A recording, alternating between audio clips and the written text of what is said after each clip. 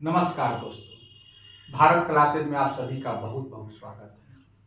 दोस्तों, आज हम लोग के साथ एक ऐसे एलडीसी हैं जिन्होंने पोस्टल असिस्टेंट रिजाइन देकर यानी 2400 ग्रेड पे छोड़कर 1900 ग्रेड पे ज्वाइन किया।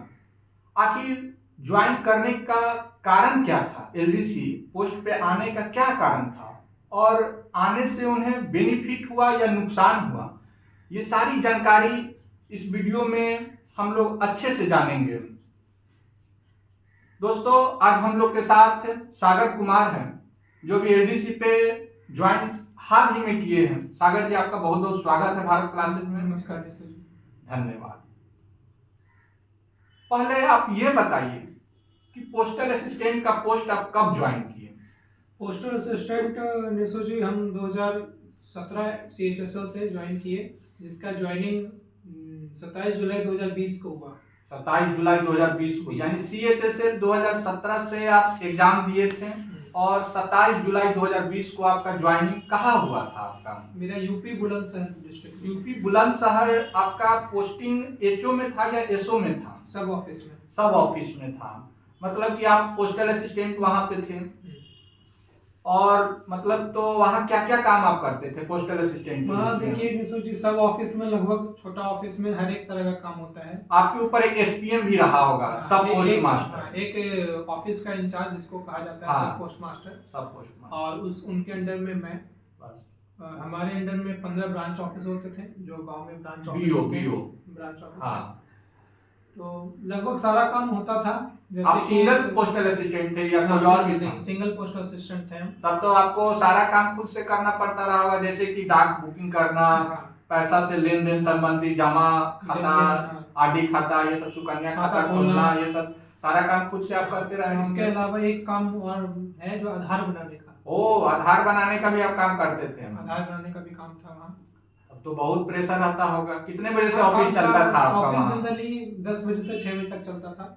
10 से 6। तो काम तो पब्लिक का हमेशा रहता ही होगा, समय नहीं मिलता रहा होगा। समय उस टाइम नहीं मिलता है। पढ़ाई करने के लिए भी समय नहीं मिलता रहा होगा। ऑफिस के बाद आप पढ़ाई कर सकते हैं, लेकिन थक भी जाते होंगे, बहुत प्रेशर का थोड़ा प्रेशर रहता है उस टाइम। सुबह 10 से 6 बहुत लंबा, मतलब लगातार काम करते रहना, क्योंकि पब्लिक तो हमेशा आते जाते रहेगा। उसमें तो ऐसा नहीं है कि 2 घंटा करके ब्रेक कर दीजिएगा, वैसा तो होगा नहीं। पब्लिक आएगा तो काम करना ही पड़ेगा। तो फिर आप ये CHSL 2017 का एग्जाम दिए थे तो पोस्टल असिस्टेंट हो गए।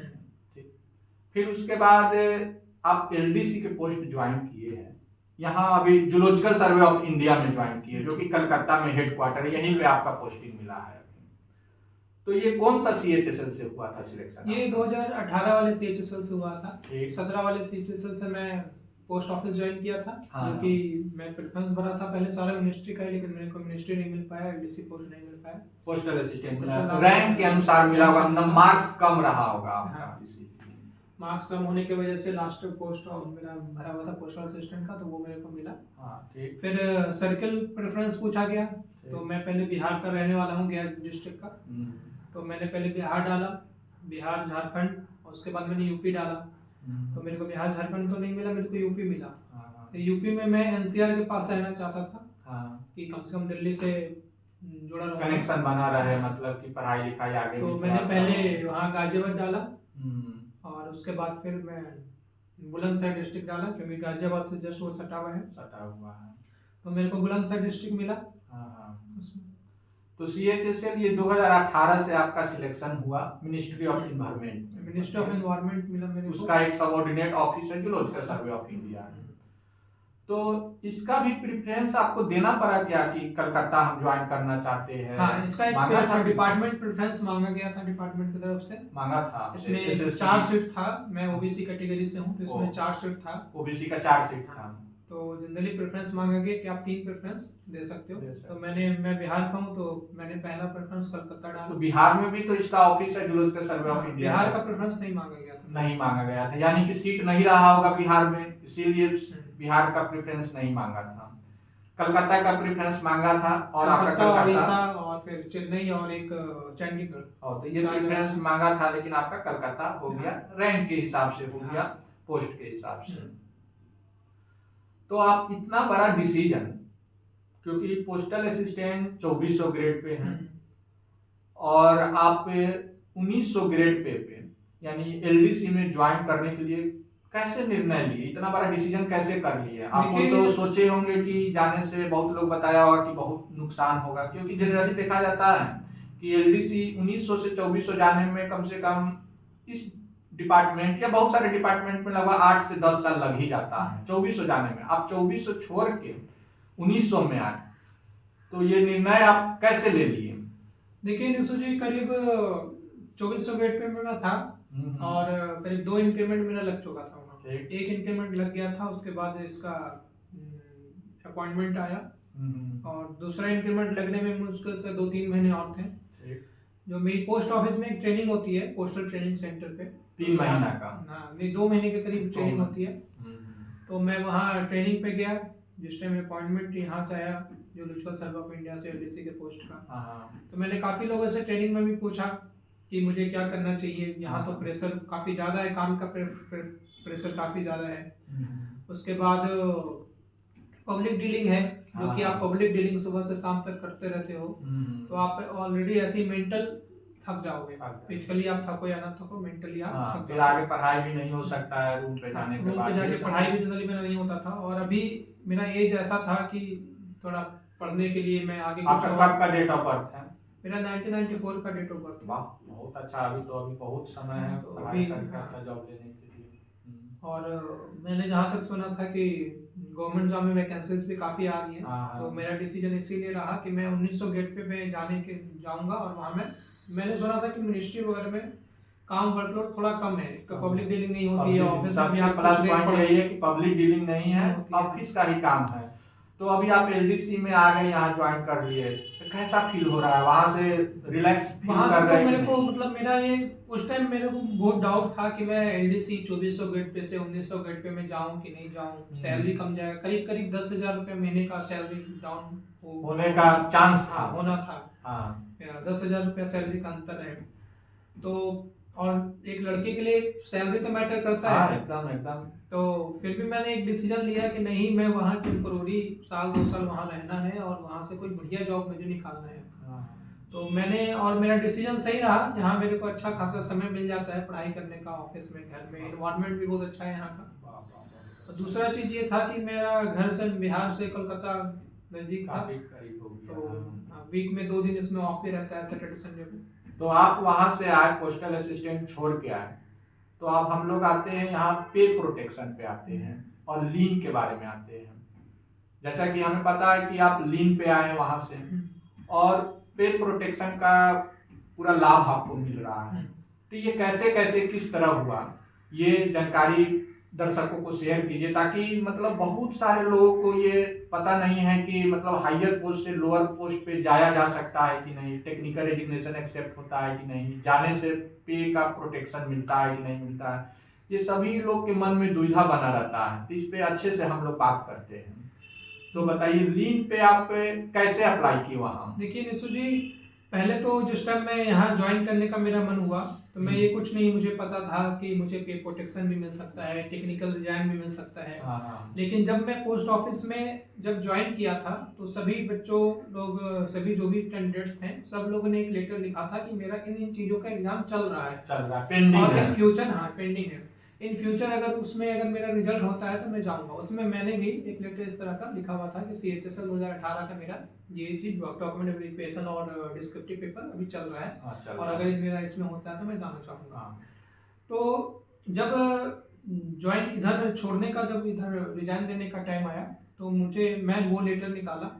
उस बेसिस पे मैंने NOC मांगा कि मैंने आपको पहले इंटीमेट कर रखा था, मेरा स्टेज में रिजल्ट हो रखा है और मैं यहाँ छोड़ के जाना चाह रहा हूँ।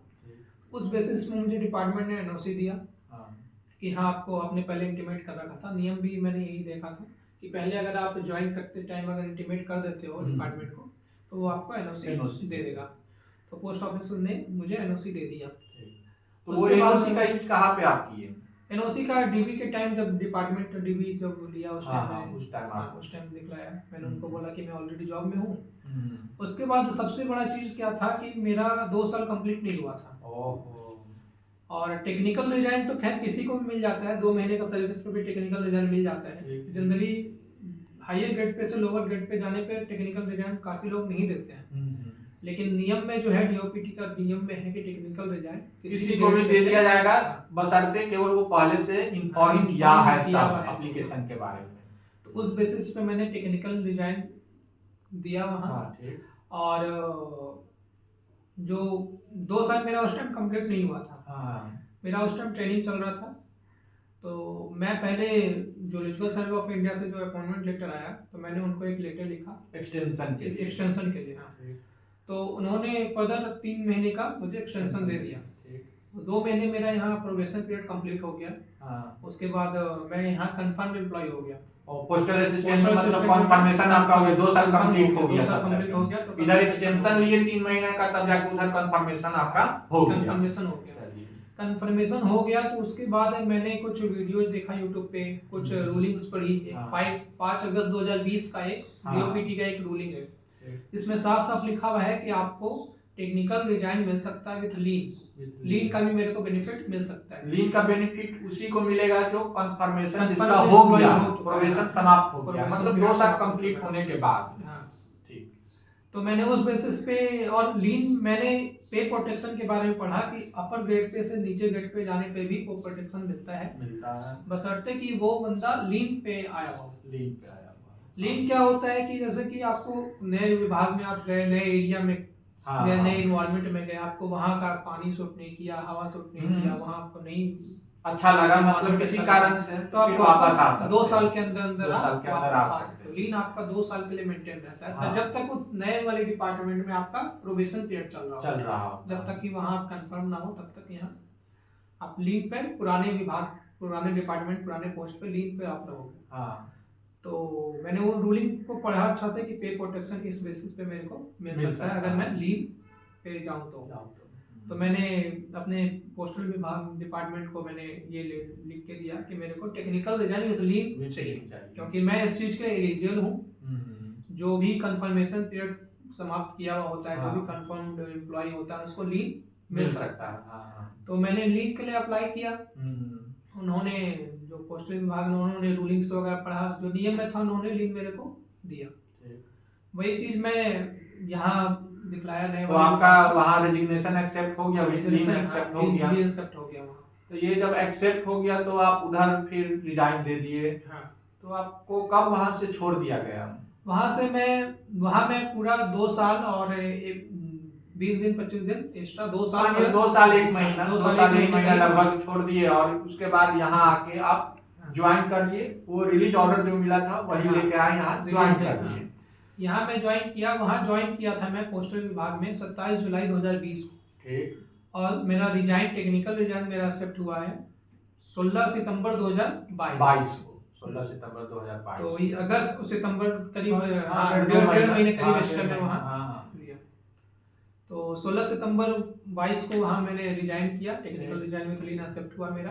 और यहाँ मैं बशर्ते कि 2 दिन छुट्टी था, सैटरडे संडे। 16 दिसंबर 2022 को फ्राइडे का दिन था। तो मैंने इसीलिए उस दिन को मैंने बोला कि इस दिन मुझे रिजाइन चाहिए।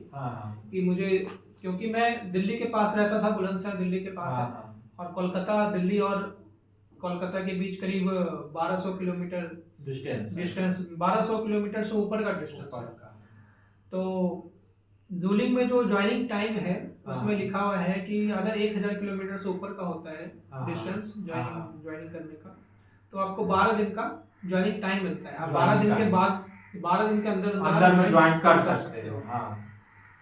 तो मैं वहाँ फ्राइडे को रिलीव हुआ और यहाँ आके मैंने मंडे को ज्वाइन किया। मंडे को। तो ये सैटरडे संडे जो बीच में गैप हो गया, तो ये फिर जब यहाँ आए तो आपको सैटरडे संडे का सैलरी मिला या नहीं? सैटरडे संडे का मेरे को मिला। मैंने 16 को वहाँ रिजाइन किया। दिया ये salary zoological survey of India दे या पोस्टल डिपार्टमेंट दिया? 16 तक तो मेरे को पोस्टल डिपार्टमेंट सैलरी दिया। और उसके बाद यहाँ में ज्वाइन किया 19 तारीख को, सोमवार का दिन था 19 तारीख को। 19 तारीख से पहले मेरा सैलरी बना, फिर मैंने उसमें ज्वाइनिंग टाइम मेरे को बाद में 2 दिन का सैलरी और मिला। और 2 दिन का, यानी 17-18 का भी salary zoological survey of India आपको दिया। और जो बाकी 10 दिन का जो बचा वो मेरा ईएल में ऐड हो गया। सर्विस बुक, सर्विस बुक में ईएल में ऐड हो गया मेरा। सर्विस बुक ये सब तो वहां से यहाँ आ गया होगा सब। और आप ये बताइए कि जब लीन पे आए तो पे प्रोटेक्शन का क्या बेनिफिट मिला? मतलब कि वहाँ तो आप 2400 ग्रेड पे थे, तो वहाँ जब छोड़े उस वक्त आपका बेसिक कितना हो गया था? क्योंकि 25,500 से शुरू होता है, 25,500 से शुरू होता है, तो दो एक इंक्रीमेंट इंक्रीमेंट मेरा जुलाई में मिलने लगा था, ठीक, जो 800 रुपए का इंक्रीमेंट होता है, ठीक। तो 23,300 26,300 का मेरा एक पहले इंक्रीमेंट लगने के बाद हुआ। हाँ, और 26,300 दूसरा इंक्रीमेंट मेरा जस्ट जुलाई में लगा था, हाँ, छोड़ने से बस एक महीना पहले 24,100 हो गया, 27,100 मेरा दूसरा इंक्रीमेंट लगने के बाद हुआ, बेसिक हो गया। तो रूलिंग में ये लिखा हुआ है 5 अगस्त 2020 की डीओपीटी के रूलिंग में ये लिखा हुआ है साफ साफ कि जितने आप अगर हायर ग्रेड पे से लोअर ग्रेड पे में अगर आते हैं तो आपका बेसिक सैलरी वही सेम रहेगा, बशर्ते कि आप लीन पे हो। तो मैंने वही सब रूलिंग लगाया, यहाँ दिया, उन्होंने रूलिंग पढ़ा, देखा कि नहीं रूलिंग में तो ऐसा है, लीन पर भी आया है, तो इस वजह से मेरा बेसिक सैलरी सेम रहा। 27,100 था, आज भी मेरे को 27,100 मिल रहा है। 27,100 तो बेसिक हो गया, उसी के अनुसार डीए भी होगा, एचआरए भी उसी के अनुसार होगा। मेरा मैं पहले जो पोस्टेड था वो जेड सिटी में था, जेड सिटी के अनुसार मेरे को वहाँ 9% का एचआरए मिलता था, यहाँ तो 27%। आज मेरे को एचआरए 27% का मिलता है, क्योंकि कोलकाता एक्स सिटी है। टीए भी तो आपको यहाँ ज्यादा मिलता है, टीए यहाँ मेरे को 1800 रुपए टीए मिलता था, और यहाँ मेरे को 3600 रुपए टीए मिलता है। तो मतलब कि आपको पोस्टल असिस्टेंट छोड़कर एलडीसी ज्वाइन करना फायदेमंद रहा, कोई मेरे को इसमें नुकसान नहीं हुआ, हर एक चीज सैलरी बढ़ा दिया, क्योंकि वो तो जेड सिटी था, ये एक सिटी था, तो इस तरह आपका सैलरी में लगभग हमको लगता है 5-6 हजार और बढ़ा होगा सैलरी, क्या? 7,000 के करीब, वही 5,000 एचआरए का, 2,000 डीए के करीब, 7,000 सैलरी पड़ा। और वर्क प्रेशर थोड़ा इसमें कम है, घर के करीब भी आ गए तो मतलब जब मन है घर चले जा सकते हैं, 1 नाइट जर्नी है, इस तरह है। तो बहुत अच्छा जानकारी लगा ये सब, मतलब इससे बहुत लोगों को फायदा पहुंचेगा। और इतना कुछ बताया, अब ये थोड़ा बताइए जो नया लड़का, जो नया कैंडिडेट जो तैयारी अभी कर रहे हैं, उसके लिए कुछ मार्गदर्शन दीजिए कि वो अपना तैयारी किस तरह बेहतर करे, क्योंकि आप तो 2 बार सीएचएसएल निकाल चुके हैं और आगे भी अभी तैयारी कंटिन्यू किए सीजीएल के लिए, ये सब एग्जाम के लिए। तो सीएचएसएल का अभी फॉर्म भराया है, अभी फिर एग्जाम होने ही वाला है। अभी जो भी सीजीएल है या सीएचएसएल है, हर एक में मैथ्स का थोड़ा लेवल धीमा कर रहा है। मैथ्स तो मेरे हिसाब से मैथ तो रोज बनाना चाहिए, रोज 50 क्वेश्चन ही बनाओ, लेकिन रोज बनाओ, बेसिक क्वेश्चन ही बनाओ कि एग्जाम में टफ क्वेश्चन आए तो वो तो टाइम ना रहने की वजह से वो तो छूट जाता है, लेकिन आप बेसिक क्वेश्चंस पे फोकस करें।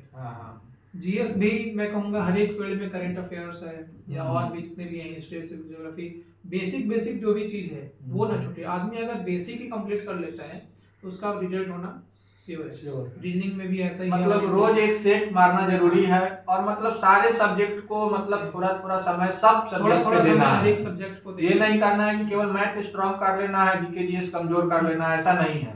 सेट भी डेली मारना है, उसका डिस्कशन करना है, हो सके तो ग्रुप डिस्कशन भी करना है, और मतलब अपना तैयारी डेली इम्प्रूव करना है, कुछ ना कुछ डेली इम्प्रूव करना है, और इस तरह करके एक अच्छा स्कोर हासिल कर सकता है। और अच्छा स्कोर आने के बाद क्या है कि रैंक के अनुसार जगह भी उसको मिलता है, अच्छा डिपार्टमेंट मिलेगा, अच्छा मिनिस्ट्री मिलेगा, और अपने घर के पास भी वो जा सकता है। मतलब कि अगर अच्छा मार्क्स रहा तो जो उसका होम टाउन में अगर कोई ऑफिस है, अगर ऑफिस है सेंट्रल गवर्नमेंट का, तो वहां भी उसका पोस्टिंग हो सकता है। जैसे कि आप ही का अगर मान ली पटना में पोस्ट रहता तो शायद आपको पटना मिल सकता था, जो कि घर के बहुत काफी करीब हो जाता। हालांकि कलकत्ता भी आपके लिए बहुत अच्छा है। तो उम्मीद है सभी से कि सभी को ये वीडियो बहुत पसंद आया होगा, और इससे संबंधित और भी कोई जानकारी आपको चाहिए तो आप कमेंट करके हमसे पूछ सकते हैं। हमारा व्हाट्सएप ग्रुप ज्वाइन कर सकते हैं, Bharat classes WhatsApp group join कर सकते हैं, जिसका लिंक डिस्क्रिप्शन बॉक्स में दिया हुआ है। और कोई भी सवाल हो आप बेझिझक पूछ सकते हैं। बहुत बहुत धन्यवाद सागर जी, आपका बहुत बहुत धन्यवाद समय देने के लिए भारत क्लासेस पे। आपने हमें आज यहाँ बुलाया, बहुत बहुत धन्यवाद।